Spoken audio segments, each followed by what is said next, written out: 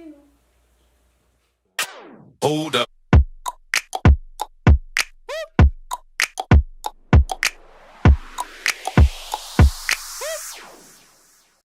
Hi everybody, this is Byron Lazine and Nicole White, and you are tuned in to the first ever all time. Well, besides take 1, but yes. Well, we'll talk about that in a second. The first ever episode of The Real Word, not to be confused with The Real World. Nope. Of course. Although it is kind of the real world. We're in the real We world. are in the real and world. if you grew up in the 80s or 90s, then you actually know what we're talking about. And they had a really long run there. They had a great run. It's like I think if they were rerunning it, I would probably watch the reruns. from like 1 to 3 a.m. or Yep. Mm-hmm. that's probably when they're on, if they're still rerunning them, by the way. I'll have to search that out because I'm usually up between 1 and 3. That was Always the looking for start of reality TV. It really was. And it was good reality. I mean, there were a few cities I didn't like. Like, I hated New Orleans. We're shooting for a run that long here on this show. The Real Word. We're going to do it forever and ever. It's a news show. It's a brand new show. It's a news show. Right. Which Nicole doesn't like the word news. I don't like news. But it's all about real estate. So we know we've got to always connect with our brokerage community. Really, really tight bond. The 5 a.m. call is a great example of that. And we're just going to literally be the sports center of our industry. That's what we are, right? And it's kind of funny that you put that Linda Cohen? My husband's probably laughing. He's like, news, sports center, all you have to say is politics. And like, no it's politics. not my wife. You hate it all. All of that. But you're a We're good doing sport. it. I'm here. I'm going to be the sports center of real estate. So we're going to pick a couple topics every single show. 2 topics that are in the headlines that are relevant to our industry. And then at the end of each show, we're going to do the final word. We'll explain that at the end. Okay. This is take 2. We had a little malfunction. First time we're using these microphones. We've got that straightened out. Hopefully it sounds great. Pretty snazzy. Make me sound so much better than I really do in real life. So that's a good thing.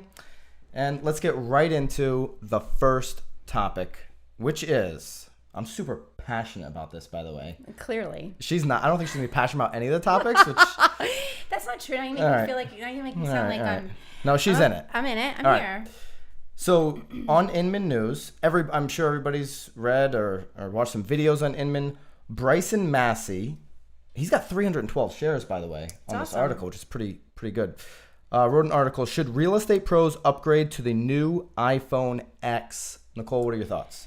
So I guess I'm a little surprised that they got 312 shares because I feel like surprised because you're just not passionate about this. No, one. I'm super passionate. I guess I just feel like it's kind of vague. But, no, I think. So I. What do you think? I mean, they go into some AR. They dropped a dinosaur into the playground here. So I'm thinking, right, like little virtual staging opportunities, that kind of stuff. So are you No, I wanting want to my hear your opinion, opinion. or are you gonna? I want your opinion. You're Go for it. Go for it.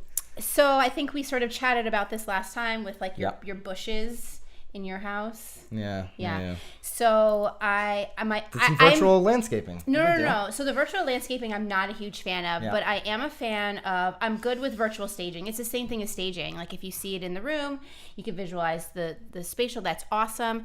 I guess I'm just wondering if that's sort of like the best use of our time. How about right? Well, I think.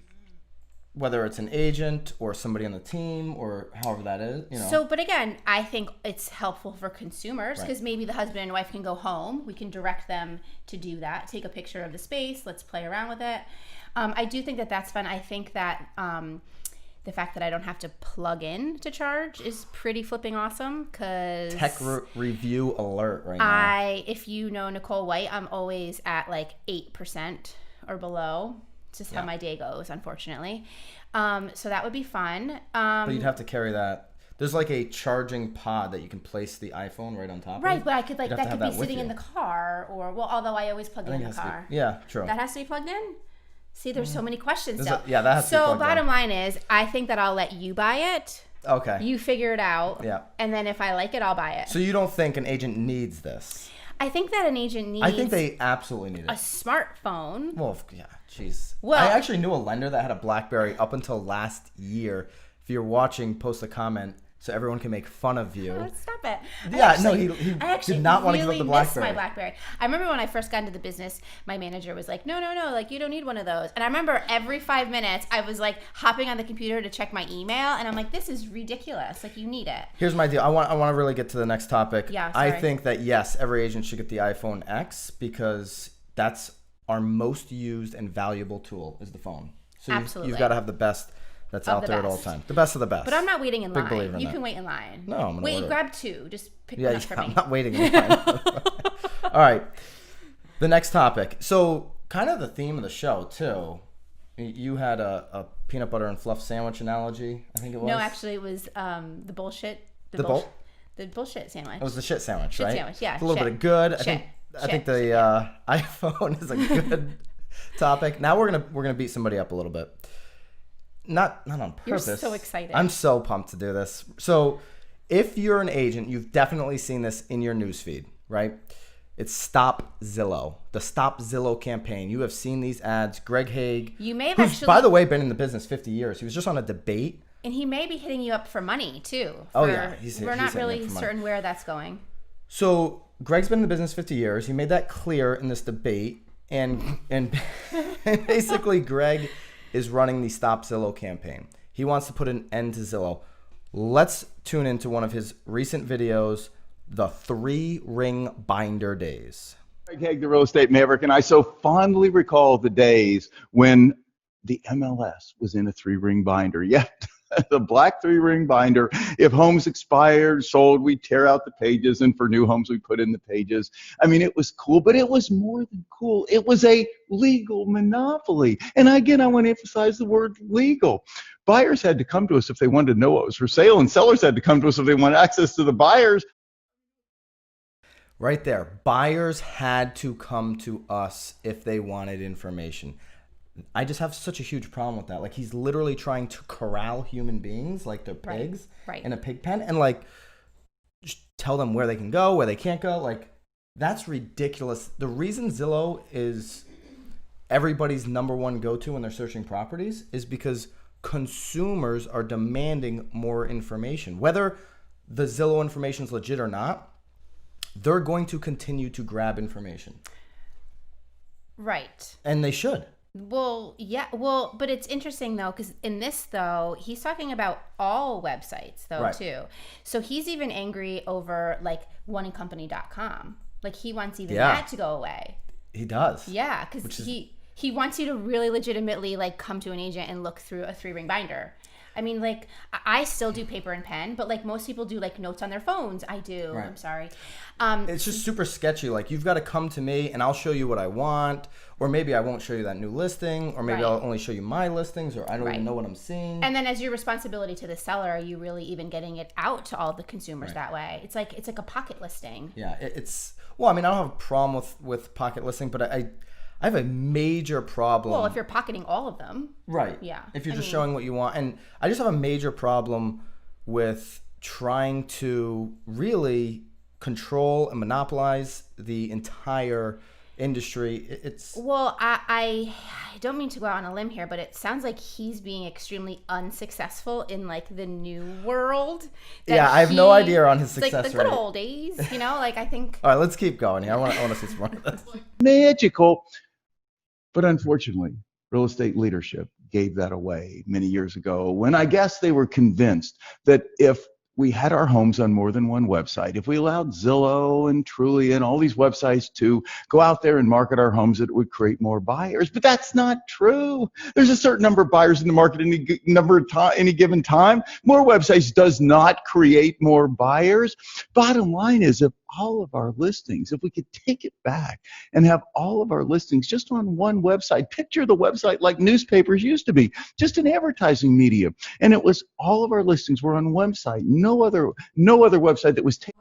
One website. I mean, this literally sounds like communism to me. Like, let's control everything down to one website. Yeah. So here's the deal too. Like, I'm not like some Zillow advocate. Right now I have no Zillow spend.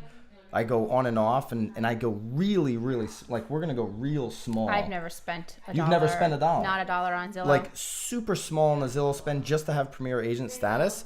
I know people, though, personally that are spending $25,000 a month or more on their Zillow spend. Right. But here's the game, Greg. Like, they're spending $25,000 and they're getting $50,000 back. If Nicole is going to give me $2 every time I give her $1, I'll just keep doing it all day long until she has no money left, right? Like, would you do that? I would do that. You would? Maybe. Well, we'll try it right after the show then.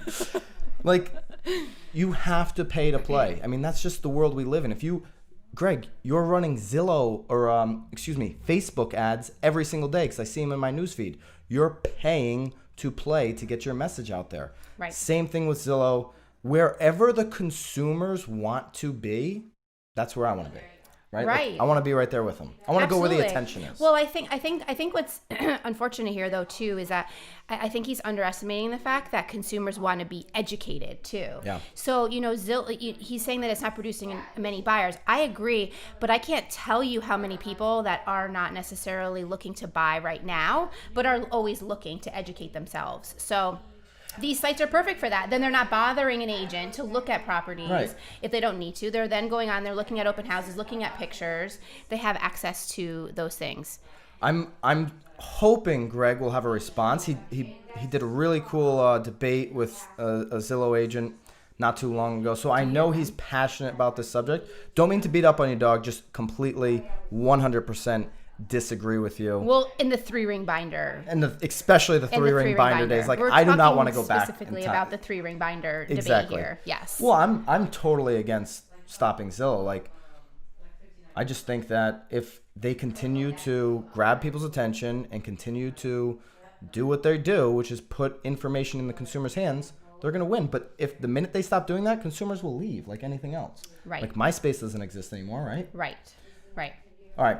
Well, we're going to link up that video. We're going to link up the Inman article below so you can check those out. Yeah, curious what you guys think. Maybe agents want to go back to 3-ring binder. Right. But eeks. Maybe they're not getting the iPhone X and they want the 3-ring binder. And they'll go back to like house phones and stuff. Right. So the final word, it's time for the final word. It is. Well, we don't really have a final word. And we don't have one. Not today. Today's final word is... We need a final word. We need one. So every show we're going to take either a topic from you guys or a question. If you have something that's happening in your marketplace or just industry news that you want us to discuss on the final word, that's your opportunity. You can put it in the comments. You can inbox us. You can go Nicole at oneincompany.com, Byron at oneincompany.com. Brian can put that like flashing somewhere. Is it flashing now? It's probably flashing right now. It's here. Might be. Are we touching it? Maybe we're touching it. So that's it. That's the final word for today. Thanks, guys. That was fun. We appreciate it. And we'll see you guys next time.